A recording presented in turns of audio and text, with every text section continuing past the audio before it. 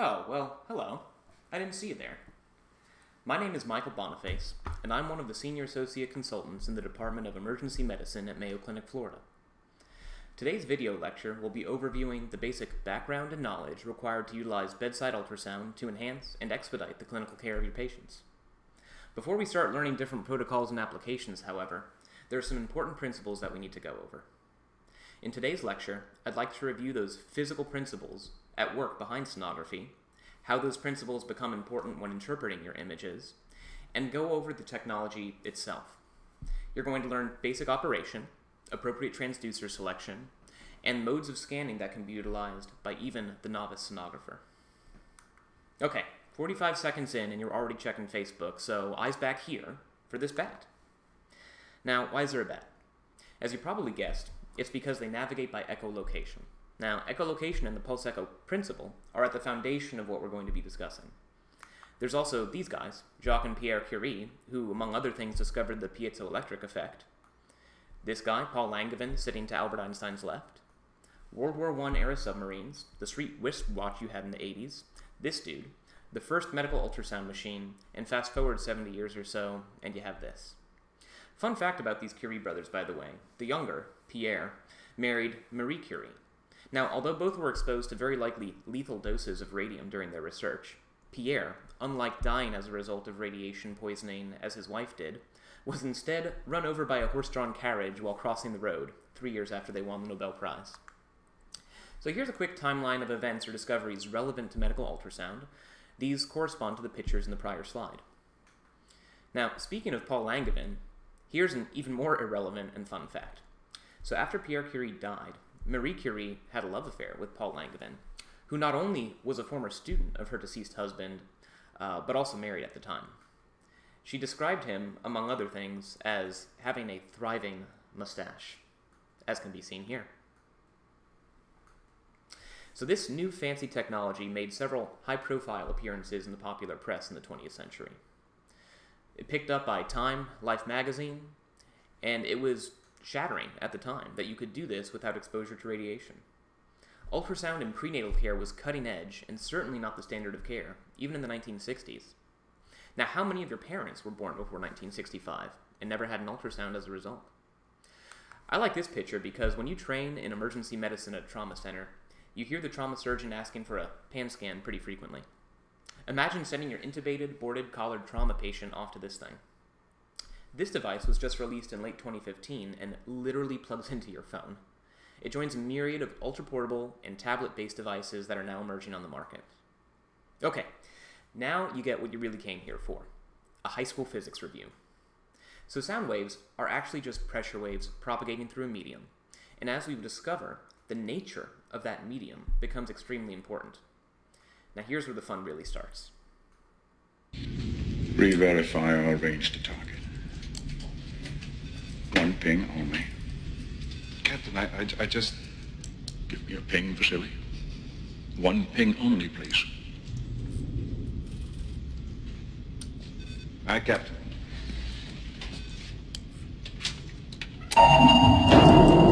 If you've never seen The Hunt for Red October, fantastic movie. I highly recommend it. Now, why did I show that to you? They sent out a ping. It's a pulse. They get an echo back. When you're in a submarine, it allows you to calculate the distance between you and an obstacle or an object. So here's a little more quick basic science review, but grasping these concepts actually does help. So your transducer sends out a sound wave. What can happen to that sound wave when it interacts with something? Well, it can be reflected, refracted, scattered, or absorbed. It's a lot like the experiment in elementary school when you stick a pencil into a glass of water. Light waves, not sound waves, but the refraction causes that optical illusion as it crosses the plane between air and liquid. Reflection is the foundation for ultrasound. It has to do with acoustic impedance, which is the resistance of tissue to molecular movement, but more specifically, an interface, which is a boundary of two different tissues having different acoustic impedances. The greater the difference of an impedance at an interface, the greater the intensity of that reflection or echo. Okay, now why am I showing you the movie poster for Alien? The tagline there says, "In space, no one can hear you scream." Now, the greater the density of a medium, the greater the velocity of a transmitted wave, and conversely, as density decreases, sound waves slow down or may not propagate at all. Therefore, in space, there's nothing for the sound waves to propagate through, so no one can hear you scream. The correlate to that is thinking about the density of some body tissues. Everything from fat and solid organs, which are kind of the density of water, all the way to air, which is extremely low density, and bone, which is on the opposite end of the spectrum. You'll find that when you encounter an interface between two objects that have a very high difference in that density, and therefore the acoustic impedance, we get a much brighter result. Now, I'd said the term bright. When you're talking about a plain film or a CT, we use the term radio-opaque or radiolucent. We talk about things in terms of echogenicity when we're talking about ultrasound. Now, the echo is the reflection. Based on how much echo you actually get back, your computer is going to interpret that as a brighter or more white image. So it's described in terms of relativity to the surrounding tissue. And as you can see in this example, we have everything from anechoic, meaning no echoes are returned, it looks totally black, as is the case with water or blood, okay? Hypoechoic, which you'll sometimes see with the solid organs, isoechoic, hyperechoic, and finally totally reflective, as we would see with bone or gallstones. Here are some images from a phantom trainer. From left to right, we can see examples of things that appear hyperechoic, hypoechoic, isoechoic, and then anechoic. To demonstrate an example of this, check out this axial image of the aorta looking at the abdomen. There's a couple structures I want to point out, the first of which being the anterior portion of one of the vertebral bodies. Now this is very bright white, so we would describe this as hyperechoic, or you could go as far as to call this reflective since it's casting a shadow behind it. We'll get to that later. The vascular structures, on the other hand, look very dark or black. We would describe that as anechoic. Now, in order to understand how to interpret ultrasound images accurately, you need to understand some artifacts that are created by the machine when interpreting the sound waves that it gets back. These artifacts include shadowing, both clean and dirty, edge artifact, acoustic enhancement, scattering, and reverberation. So here's an example of a shadow that you find, a clean shadow rather. We're looking at a long view of the gallbladder here with a large gallstone stuck in the neck. Now, as you can see, the gallstone, which is actually circular, only looks like a bright white line, casting a shadow behind it. It's highly calcified, has the density of bone, so all of your sound waves are reflected back towards the transducer, so all we see is the leading edge of that stone and nothing behind it. That darkness behind it is called a shadow. Now, the shadow might be a little easier to see if I show you in this video clip here. As the transducer is fanning, we see the gallbladder and its stone coming in and out of plane, and it's much easier to identify that shadow cast by the stone. Edge artifact, the next thing that you might see, is due to a refractive error when there is no oblique angle of the sound beam striking the boundary of a curved structure, as we see here in the anechoic one on the right. Posterior acoustic enhancement is best thought of as the opposite of shadowing. This eyeball here is filled with fluid, so it's very low in density. That means very little of the sound waves are being reflected, scattered, or absorbed. Essentially, there's more volume passing through the eye that's available to hit the soft tissues behind it relative to the adjacent soft tissue. As a result, there's a greater number of echoes returned back to the transducer. The tissue is the exact same density. The probe just thinks that it's brighter because it's losing less of the waves to refractive or reflective errors. Reverberation artifact is something that happens between two highly reflective objects, and it frequently is encountered during procedural guidance because of the needle. Reverberations are at an equidistant interval, and we sometimes use the presence or absence of these for diagnostic purposes, such as describing A-line predominant appearance of normal lung tissue, which is due to a reflection of the pleura. Mirroring can be encountered also. In this example, we see the liver and the highly reflective, bright hyperechoic diaphragm. Now, within the liver, there is some type of hyperechoic structure that's being reflected on the thoracic side of the diaphragm. There's nothing in the thorax, it's just that because of the diaphragm, we're seeing it on the other side. Dirty shadowing might be something you encounter as well, particularly with regard to bowel gas. In this example, I was looking for the gallbladder, but instead got a picture of the duodenum containing some gas in it still. And we see rather than a hypoechoic shadow, we see a hyperechoic shadow from the scatter of the gas. Alright, in this section we're going to talk about how to approach the machine and use it at its basic level. There's a couple of buttons that you need to be very familiar with, the first of which being the power button. After that, we'll tell you about the depth and the gain, and you're halfway there already. We're also going to talk about the most appropriate transducers to select based on the protocol you want to look at, and the different types of scanning modes that you can utilize, and we'll get to that in a second. So let's get to know your machine. This is what we have in the emergency department here at Mayo Clinic, Florida. I have no industry relationship, and all these machines are pretty similar, but this happens to be a Sonosite M Turbo. We call this knobology, or just the approach to the different buttons that you need to familiarize yourself with. So here we have the power button up in that corner. We're also going to look at the depth up and down. We see the 2D button right there, also can be thought of as like your reset or back to home screen. 2D is actually B mode. That's most of what we're going to be doing today. These dials on the left represent your gain. There's a near field, far field, and then overall gain adjustment. And the gain just makes your picture brighter or darker. The freeze button to actually save the image. Now, if you see something you like and go past it, hit the freeze button and you can actually scroll back with the gain knobs or the touchpad for about 6 seconds or so until you can isolate the image that you want. And the calipers will allow you to measure something. You use that in conjunction with the select button.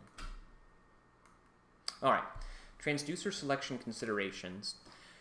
The important things to consider between the different types of probes are that they operate at different frequencies and also have different footprint shapes and sizes. In general, high-frequency probes get very good pictures, but at very superficial depths. Conversely, low-frequency probes penetrate deeply, but at the sacrifice of resolution. We're going to talk about the shape of them as well, and the footprint. So, for example, we tend to use the phased array probe, commonly known as the cardiac probe, for most thoracic applications, because even though it operates at a similar frequency as the curvilinear or abdominal probe, the shape of the footprint allows you to actually sneak between rib spaces rather than encountering 2 or 3 shadows if you were to use the curved probe. So as we discussed, frequency is inversely proportional to penetration. High-frequency probes, great things for superficial structures, vascular, thyroid, musculoskeletal. Low-frequency probe, required if you're going to be looking in the abdomen. And frequency is directly proportional to resolution. So, here are the most commonly encountered transducers. We have the high-frequency linear array, the convex array, curvilinear or abdominal probe, the endocavitary, or most people describe it as the vaginal probe because that's what it's used for, and the phased array or cardiac probe. The linear or high-frequency array transducer is the highest frequency that we have. It's great for vascular, DVT, breast, soft tissue, thyroid. I use it sometimes when I want to look at the lungs specifically for pneumothorax, and of course for any procedural-based guidance, it's going to be the best. The convex array is low frequency. It's best for abdominal applications, aortic, renal, bowel, and then some OBGYN applications. The endocavitary we don't actually have here yet, but it's a mid to high frequency probe that obviously allows you to get excellent images of first trimester pregnancies, other gynecological applications, and you can actually use it for intraoral views, in particular if you're looking at a peritonsillar abscess. The phased array or cardiac probe is also low frequency. We use it for echocardiography, but also lung, and in a pinch it can be used for abdominal applications as well. I want to talk about the orientation both of the transducers and of your anatomical planes. Now, if you look at any of the transducers, they're going to have what we call an indicator on one side of the handle versus the other. This can be a little tricky sometimes because it varies by manufacturer, but trust me, they're all going to have an indicator. This indicator corresponds to the dot on the top of the screen there. Now, by convention, that indicator should always be pointed towards the patient's right if you're looking in an axial plane, or towards the patient's head in a sagittal coronal plane. And that indicator is going to correspond to the dot on top of your screen which is always going to be in the top left-hand corner. Now, the exception of this, unfortunately, is when we're talking about traditional echocardiography, where the blue dot is in the top right-hand corner. Now, I understand that cardiology here at Mayo does it a little differently, but the rest of the world puts the blue dot in the top right-hand corner for echo. Now, I'm going to repeat this one more time because it's important. Every transducer has an indicator. If you're looking in an axial plane, it's towards the patient's right. If you're looking in a sagittal or coronal plane, it's towards the patient's head. And the indicator always corresponds to the blue dot. Extremely important concept. These are the three anatomical planes that we typically will look at. You know, the axial is often referred to as the transverse. One other thing I'll mention is that not all organs are aligned perfectly to these three anatomical planes. For example, the kidneys lie obliquely to all three, so sometimes we'll refer to things in a long or short axis, which is in reference relative to the organ or target structure rather than one of these anatomical planes. Okay, we're going to look at some examples now of how getting familiar with this orientation can help you find your way in space when you're looking at an image. We're going to look in the three different anatomical planes and see what kind of images those produce in relatively the same part of this patient. That sagittal plane there, remember, our indicator is pointed towards the head, corresponds to the blue dot on the screen, and it's going to mean that the head is towards the left, the feet are toward the right, and that we see anterior and posterior. In the axial or transverse plane, our indicator is pointed towards the patient's right. It's going to produce an image that looks like this, and with the corresponding orientation being right, left, and again anterior and posterior. Finally, in the coronal plane, our indicator is pointed towards the head. Again, it produces this type of image, and we will see head, feet, lateral, and medial. Okay, let's talk a little bit about the different modes of scanning that you can use. There is A mode, which is really more of a historical reference, although still sometimes used in optho applications. B mode, M, or motion mode, and then several different types of Doppler applications. So A mode is literally just the computer's interpretation of the intensity of the echo relative to depth, represented in this graphical format. This was how it was first developed, and it's sometimes still used, but for the most part, you're not going to see this. B mode, or 2D, brightness mode, is what we're going to be using 90% of the time here. It's what you're used to, and the brightness is scaled based on the amplitude of the reflected echoes. We'll talk a little bit about the appropriate gain and depth for you to get good image pictures as well. You can see this example on the left looks too overgained. When you're to one extreme or the other, you actually lose some of the resolution and detail that you're looking for. On the right, we can see this is pretty adequately gained. This is a view of the right upper quadrant here. The depth here is indicated by a marker in the bottom right-hand side of the screen. It shows you the total depth, and then there's usually hash markers there that represent often 1 centimeter depending on the total depth. Now this particular image, all you care about is the liver, the kidney, and the diaphragm there. So there's a lot of wasted real estate that you don't need to see. Bring the depth down till it's at an appropriate level, and that's going to give you a much better picture. M mode, which is motion or time motion mode, is a graphical representation of movement through a one-dimensional plane. Okay. By that I mean rather than 2 dimensions, we're really just seeing the structures moving in and out of the one-dimensional plane that you pick with your M mode spike there over time. It can be helpful when analyzing moving body parts, and it's particularly useful for cardiac, fetal, and lung ultrasound. Color flow Doppler has to do with the Doppler shift principle. Remember how the pitch of a train horn changes as it's passing you quickly? So the important thing to concept here is that red does not mean artery and blue does not mean vein. It just means whether that direction of flow is moving towards or away from the transducer. And this can also be superimposed onto a B mode image, which is often referred to as duplex. Pulse wave and spectral Doppler is a quantitative mode, so it will display the velocities of moving structures rather than just the direction. It's used to quantify vascular flow in vessels or for some cardiac applications as well. Talking briefly about equipment care and maintenance, point-of-care ultrasound is affordable, but it's not cheap. So please don't run over the transducer cords with the wheels of the stand. They run somewhere between $7,000 and $9,000 each to replace. Use sterile sheaths for sterile procedures, or at least tegaderms if you're going to be putting in an IV. It's just easier to clean up the blood from the probe. Avoid transducer contact with body fluids when possible. Disinfect the transducers after use, and at least here, we're going to be using the hydrogen peroxide wipes for everything except the high-frequency linear probe, which you can use the bleach wipes for. And then plug in the machine to recharge the battery when you're done. A couple of additional resources if you're interested. Vicki Noble and Brett Nelson wrote this really short but effective manual. If you want to read in a little more depth, this is sort of the Mon Mateer Bible of emergency ultrasound. It's probably more in-depth than you want to hear, though. And some quick references that you can get while you're at work. Sonoguide.com, which was created by the ASAP ultrasound section, is extremely helpful. Sonosite actually has a YouTube channel that has great examples of the different protocols you can do. And for more advanced applications, particularly with cardiac and lung, you can go to criticalecho.com, which I really like. Otherwise, we'll move on with today's content. Thank you.